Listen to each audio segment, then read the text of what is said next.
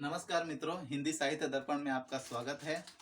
आज हम चलते हैं, अंतिम टॉपिक बचा है 1A का, CC3 लर्निंग एंड टीचिंग, अधिगम एवं शिक्षण, यूनिट 1 का A। इसमें दोस्तों आज हम प्रोसेस ऑफ लर्निंग पढ़ चुके हैं, प्रोसेस ऑफ टीचिंग पढ़ेंगे।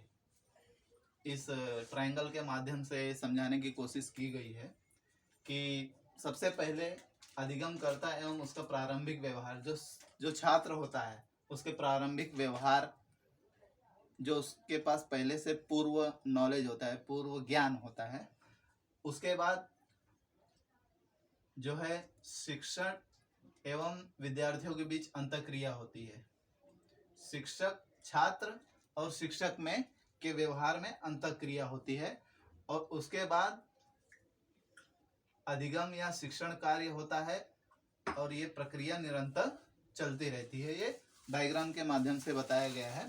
तो दोस्तों, इसमें टीचिंग के प्रोसेस में, शिक्षण की प्रक्रिया में 4 सोपान हैं, जिसके द्वारा उसे शिक्षक छात्र को कैसे पढ़ाए, शिक्षण की प्रक्रिया किस प्रकार घटित होती है, उसके बारे में 4 सोपानों में हम समझने की कोशिश करते हैं। पहला दोस्तों सोपान है उद्देश्य। आपको क्या पढ़ाना है, टीचर को छात्रों को क्या पढ़ाना है, उसकी तैयारी शिक्षक को पहले करनी पड़ती है। उसका विश्लेषण करना पड़ता है कि किस विषय में पढ़ाना है और क्या स्थापित करना है, उस पढ़ाई के दौरान किस स्थापना पर पहुंचना है, उसकी पहचान, आइडेंटिफिकेशन उसे करना पड़ता है कि किस उद्देश्य को लेकर के शिक्षक छात्र के पास जाता है, छात्र के सम्मुख उपस्थित होता है। उसके पहले उसके पास पूरा चीज लिखित होना चाहिए, जिसे हम लेसन प्लान भी कह सकते हैं। आगे हम उसके विषय में विस्तृत रूप से पढ़ेंगे। तो पहला है दोस्तों उद्देश्य, लिखित रूप में होना चाहिए। दूसरा है दोस्तों शिक्षण की प्रक्रिया का प्रारंभ।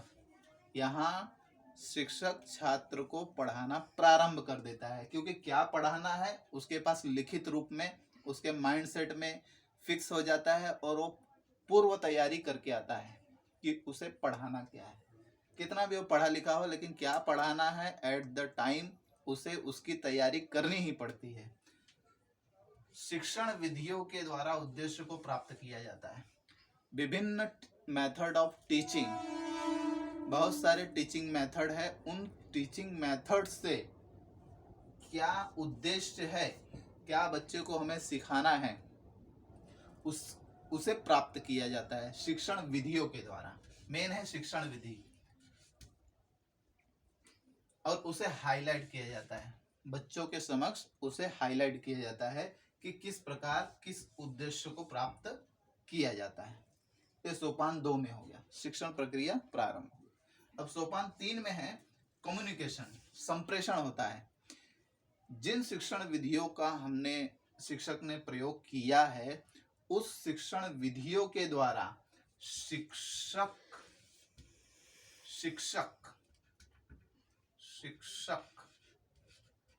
शिक्षक और विद्यार्थी, ये दोनों में अंतःक्रिया होती है। शिक्षक एवं विद्यार्थी के बीच अंतःक्रिया होती है सोपान 3 में। और कम्युनिकेशन होता है, उस कम्युनिकेशन में परिचर्चा के माध्यम से, प्रश्न पूछ करके, डेमोन्स्ट्रेशन मेथड से और प्रोजेक्ट मेथड से, किसी भी मेथड से, विभिन्न टीचिंग एड के द्वारा शिक्षक विद्यार्थियों को कुछ सिखाने की कोशिश करता है, और उसमें कम्युनिकेशन होता है। मतलब शिक्षक के पास क्या है सिखाने के लिए, वो जो भी चीजें, जो भी उद्देश्य वो लेकर आता है कि बच्चों को क्या पढ़ाना है, वो शिक्षक से विद्यार्थी में स्थानांतरित होता है, ट्रांसफर होता है। शिक्षण एक ट्रांसफरेबल प्रक्रिया है, तो आपको पता है। और अंतिम सोपान है दोस्तों शिक्षक शिक्षण कार्य को नियंत्रित और व्यवस्थित करता है।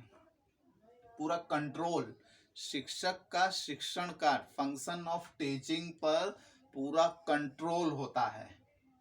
और उद्देश्य की प्राप्ति पर बल होता है। लास्ट सोपान में, फाइनल सोपान में क्या होता है कि जिस उद्देश्य को लेकर के वो पहले सोपान में चला था, जो उसने लिखित उसके पास पड़ा हुआ है, जिसको उसने विश्लेषण किया है, स्थापना किया है, आइडेंटिफाई किया है, उसे अंतिम सोपान में उसे एप्लीकेबल, उस पर एप्लीकेबल होना चाहिए। जिस उद्देश्य को लेकर के वो सोपान 1 में चला था, उसे शिक्षक विद्यार्थियों पर अप्लाई करने की भरसक कोशिश करता है। सोपान 4 में बल दिया जाता है और शिक्षण प्रक्रिया यहाँ पे खत्म हो जाती है।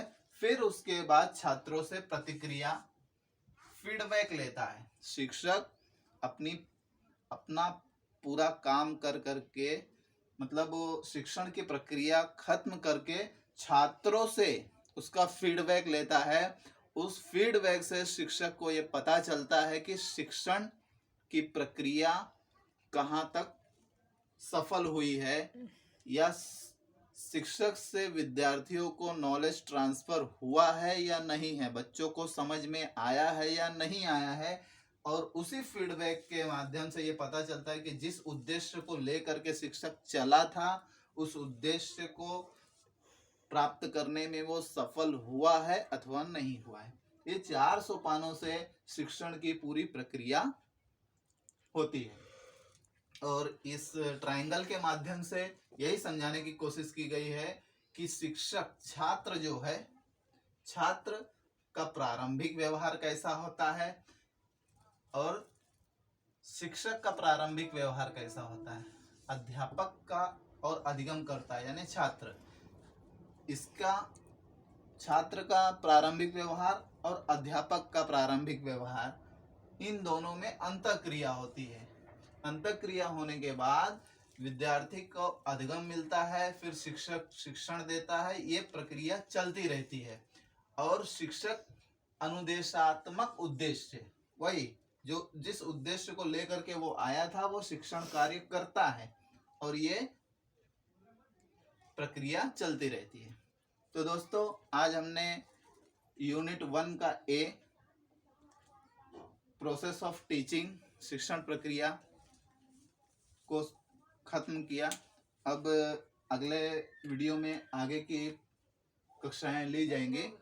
तो दोस्तों, अभी जो मेरे वीडियो देख रहे हैं, कृपया इस प्रकार के वीडियो जिन्हें चाहिए वो लाइक करें, शेयर करें, सब्सक्राइब करें और कमेंट में मुझे और इसमें क्या सुधार हो सकता है, या कोई आपकी परेशानी है या नोट्स नहीं मिल रहे हैं, ऐसी कोई परेशानी हो तो कमेंट के द्वारा मुझे सूचित करें, तो मैं अगले वीडियो में उसे सुधारने की कोशिश करूंगा। तब तक के लिए दोस्तों, नमस्कार, धन्यवाद।